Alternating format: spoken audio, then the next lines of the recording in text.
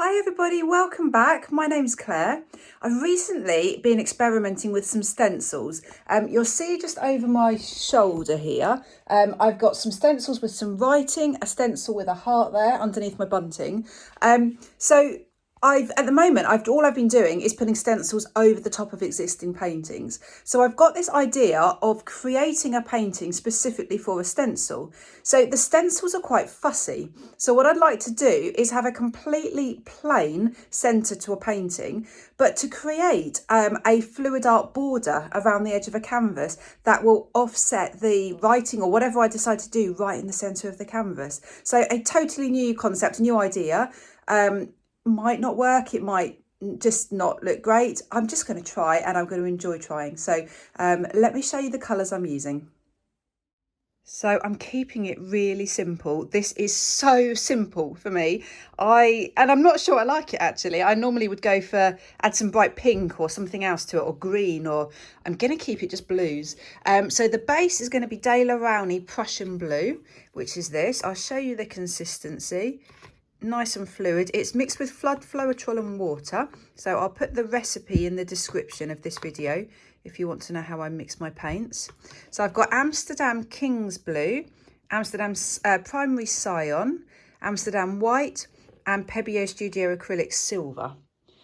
So I've got my canvas here. I'm using a 29 by 42 centimetre canvas. My plan, I think, is to put the paint just around the edge and then by mouth blow the paint inward slightly and also over the edge. So it's going to create like a Dutch pour controlled border around the painting.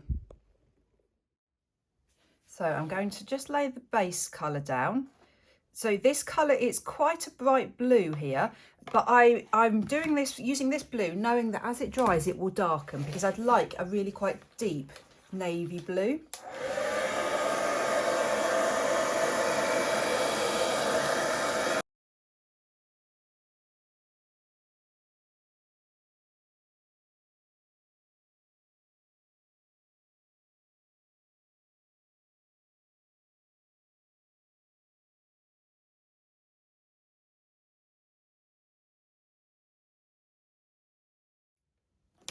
Right, that's the base down. So the border, I'm going to, I reckon, a couple of centimetres in, maybe not that much. Try and do a relatively straight line around the edge.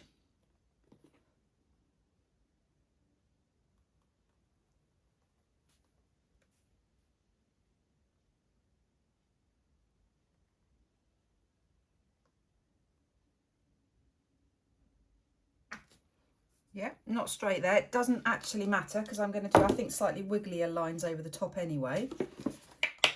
So I'm just going to put some more of the colours over that line.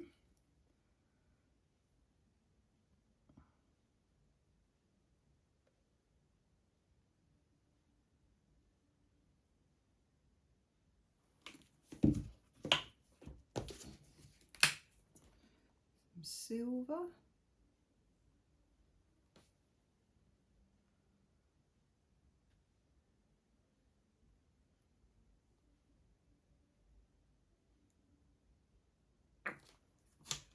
And then the cyan.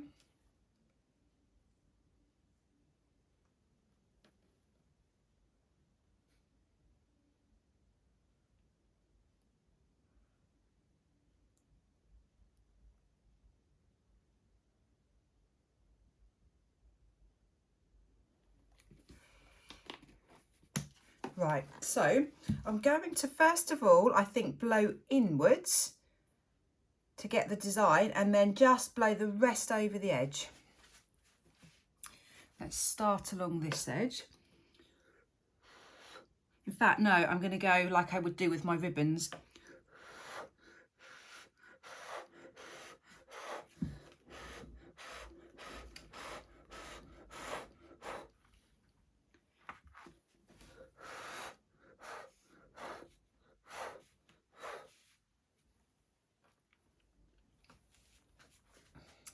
Right, let's turn that round.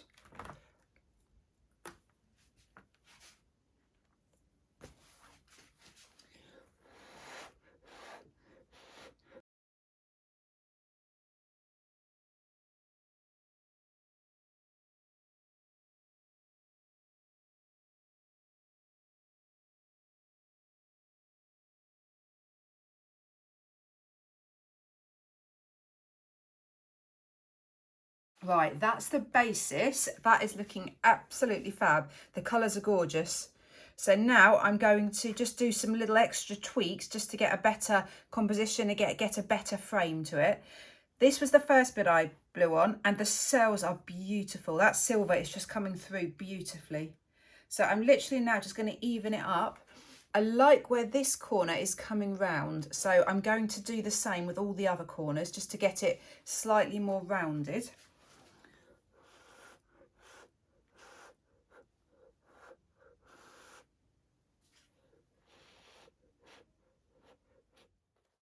Right, I think I'm done already.